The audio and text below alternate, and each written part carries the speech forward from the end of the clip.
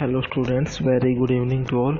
तो स्टूडेंट्स, आपका जो पेरोल वाला चैप्टर स्टार्ट किया था हम लोगों ने, तो वो चैप्टर आपका लास्ट वीडियो में ऑलमोस्ट कवर हो चुका था।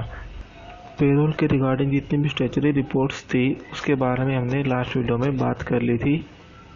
एक दो रिपोर्ट के बारे में और हमें डिस्कस करना है, उसके बाद आपका जो पेरोल वाला जो चैप्टर है वो कंप्लीट हो जाएगा। उसके बाद सिर्फ एक ही चैप्टर बचेगा आपका MIS वाला। तो उस चैप्टर में इससे ज़्यादा टेक्निकल चीज़ें है नहीं है, उसमें सिर्फ आपने रिपोर्टिंग देखनी है। आपको प्रोसीजर पता होना चाहिए कि आपको कौन सी रिपोर्ट देखने के लिए क्या प्रोसीजर फॉलो करना है। सपोज अगर आपने बैलेंस शीट देखनी है तो बैलेंस शीट का ऑप्शन आपको कहाँ से मिलने वाला है, आपको प्रॉफिट एंड लॉस अकाउंट देखना है तो वो ऑप्शन आपको कहाँ से मिलने वाला है। तो आइए स्टार्ट करते हैं। एक बार मेरी टैली मैंने ओपन कर रखी है, पेरोल वाली कंपनी हमारी ओपन है।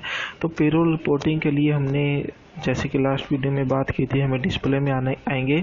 डिस्प्ले में पेरोल, एक तो जो स्टैट्यूटरी रिपोर्ट्स के बारे में हमने बात की थी वो लास्ट वीडियो में हम डिस्कस कर चुके थे। स्टैट्यूटरी रिपोर्ट्स के बारे में ये सारे ऑप्शन हमने लास्ट वीडियो में कवर कर लिए थे। उसके बाद हम जो पेरोल रिपोर्ट्स वाला ऑप्शन है इसके ऊपर आते हैं। तो यहाँ पे हमें statement of payroll, attendance sheet, attendance register और जो स्टैट्यूटरी रिपोर्ट जो हम लास्ट वीडियो में कवर कर चुके हैं, ये ऑप्शन हम देखने को मिलेंगे। तो ये तीन ऑप्शन के बारे में हमें सिर्फ बात करनी है। तो पहले ऑप्शन में स्टेटमेंट ऑफ पेरोल है, एंटर करेंगे तो यहाँ पे हमें ये ऑप्शन देखने को मिलेंगे। पे स्लिप, पहला ऑप्शन है आपका पे स्लिप। तो हम किसी भी एम्प्लॉय की हम पे स्लिप देख सकते हैं, जिसके लिए हम एंटर करेंगे तो दो ऑप्शन होंगे हमारे पास, या तो सिंगल पे स्लिप या मल्टीपल पे स्लिप। तो सिंगल पे स्लिप में देखो, मान लीजिए हम जितने भी एम्प्लॉय की लिस्ट होगी वो हमारे सामने होगी।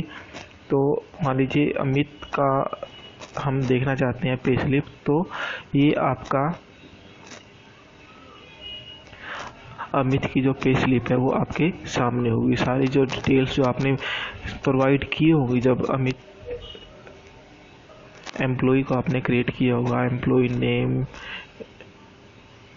नंबर आपने दिया होगा, फंक्शन, डेजिग्नेशन, लोकेशन, ये सारी डिटेल अगर आपने वहाँ पे फिल की होती तो यहाँ पे आपको देखने को मिल जाती। यहाँ पे आपको बता देगा कितने दिन वो एब्सेंट रहा, कितना उसने ओवर टाइम किया है, अर्निंग कितनी है उसकी, डिडक्शन कितनी है और नेट पेबल अमाउंट उसका कितना है। तो ये सारी चीज़ें आपको देखने को मिल सकती है। अगर आप इसको प्रिंट करना चाहें तो यहाँ पे प्रिंट का ऑप्शन आपको मिलेगा और आप इसको प्रेस करेंगे तो आप इसको प्रिंट कर सकते हैं। अल्ट जेड से इसको जूम करके देख सकते हैं।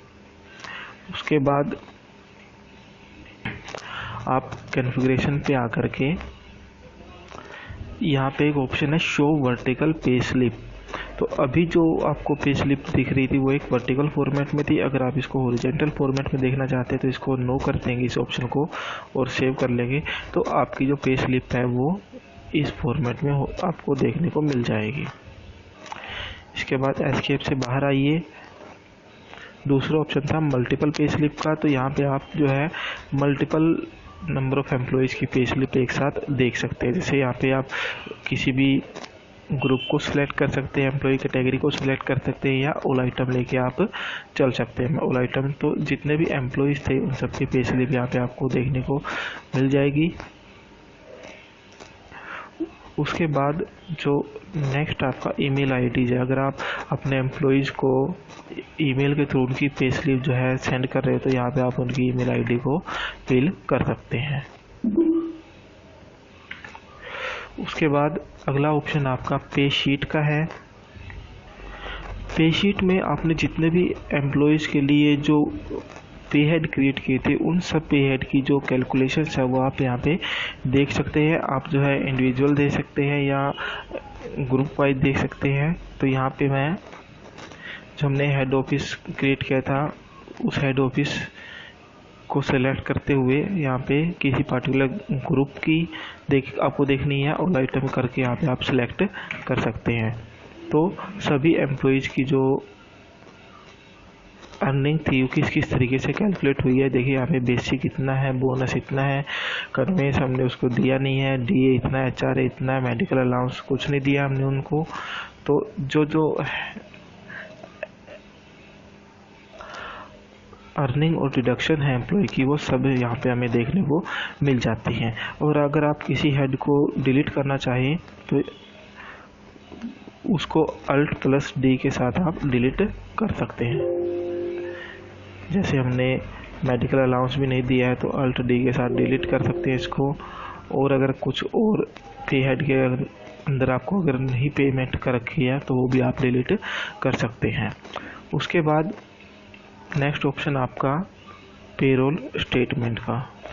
नेक्स्ट जो आपका पेरोल स्टेटमेंट है, पेरोल स्टेटमेंट में जब आप एंटर करोगे तो आपको लिस्ट ऑफ पे हेड देखने को मिलेगी। आप ये देख सकते हो कि आपने किसी पर्टिकुलर पे हेड के लिए अलग अलग एम्प्लॉय को कितना पे किया। सपोज करो आप बेसिक सैलरी देखना चाहते हो तो यहाँ पे आपको देखने को मिल जाएगा कि बेसिक सैलरी के अकॉर्डिंग आपने अमित सैनी को या डिपार्टमेंट वाइज आप देख सकते हो कितना पे किया है आपने, रवि को कितना पे किया है और मानसी को कितना पे किया है। उसी तरीके से अगर आप बोनस देखना चाहो तो बोनस आपको पता चल जाएगा कि आपने किस एम्प्लॉय को कितना बोनस पे किया है। ये एम्प्लॉयज वाइज पे हेड की डिटेल यहाँ पे आपको देखने को मिल जाएगी। उसके बाद जो नेक्स्ट रिपोर्ट आपकी पेमेंट एडवाइस है।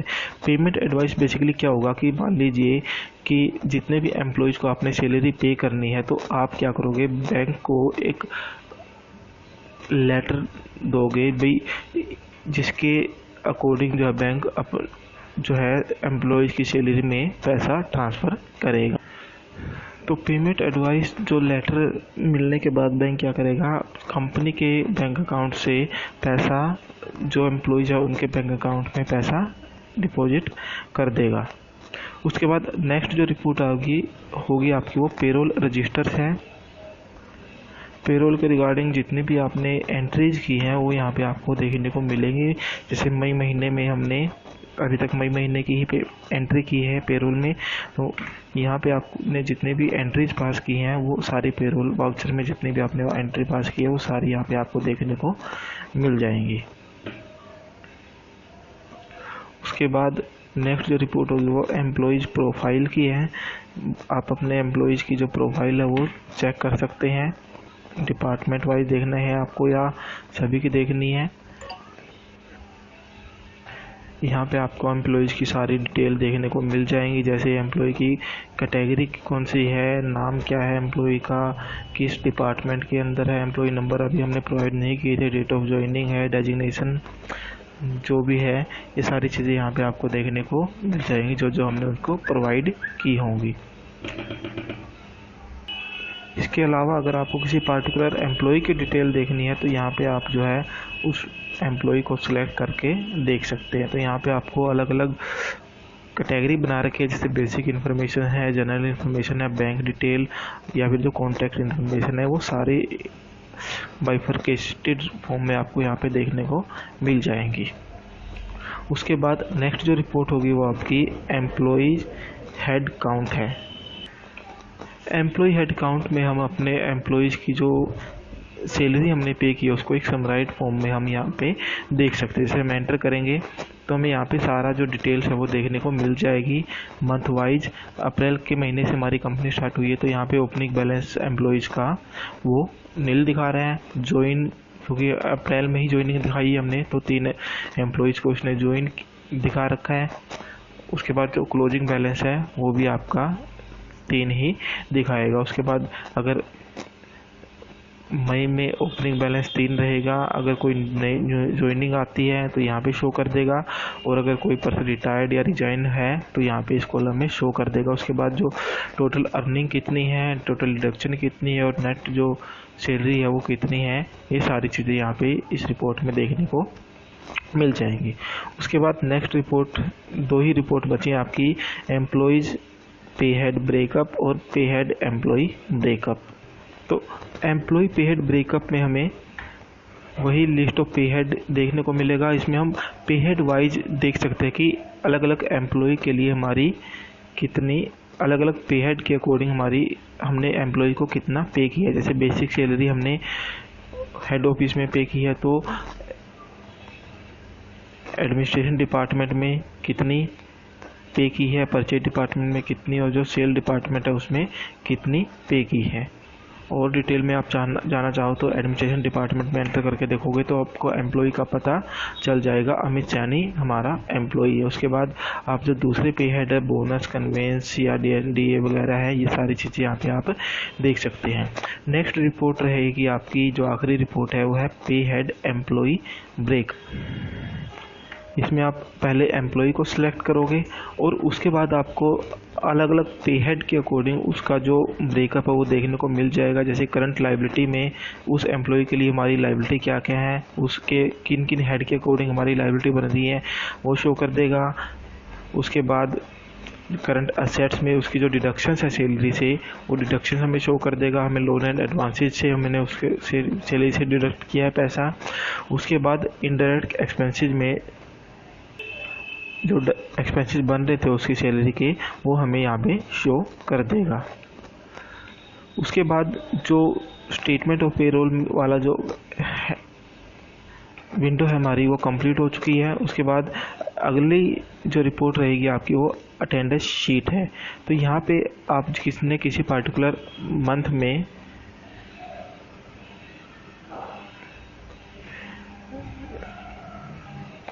जो अटेंडेंस फील की है एम्प्लॉयज़ की, वो यहाँ पे आपको देखने को मिल जाएगी। जैसे हेड ऑफिस में जो एम्प्लॉयज़ हैं, अमित सैनी एम्प्लॉय है, उसने कितने दिन वो एब्सेंट रहा है, कितना ओवर टाइम किया है, और ऊपर आपको जो है टोटल देखने को मिल जाएगा हेड ऑफिस का।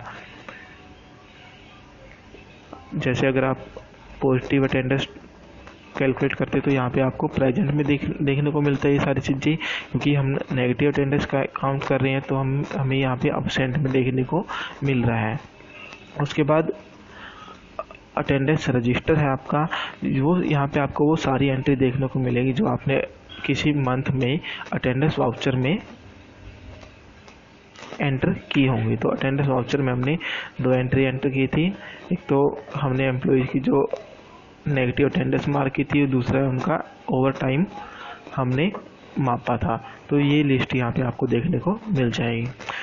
उसके बाद जो स्टेचुरी रिपोर्ट्स के बारे में हम लास्ट वीडियो में बात कर चुके थे। हमने summary provident fund, ESI, professional tax, national NPS, gratuity income tax, ये सारी इन्फॉर्मेशन के बारे में, रिपोर्ट के बारे में बात कर ली थी। एक रिपोर्ट और बची है आपकी जो हाईलाइट नहीं है, वो आपकी एक्सपेक्ट रिपोर्ट। ये रिपोर्ट आपको कब हाईलाइट होगी या कब देखने को मिलेगी या कब आप इसको यूज कर सकोगे, जब आप किसी फॉरेनर एम्प्लॉय को अपने यहाँ काम पे रख रहे हैं। तो अगर आप किसी फॉरेनर एम्प्लॉइज़ को काम पे रखा आपने, तो उसकी सैलरी जब आप पे करोगे तो अलग अलग रूल्स के अकॉर्डिंग आपको वो पे करनी होगी। बेसिक के लिए क्या रूल होगा, उसके DA वगैरह के लिए क्या रूल होगा, तो ये ऑप्शन आपको तब देखने को मिलेगा। तो स्टूडेंट्स, ये था आपका पेरोल की जो बची हुई रिपोर्ट्स में किस तरीके से देखनी है, वो सारा जो टॉपिक आपका पेरोल का वो कंप्लीट हो चुका है।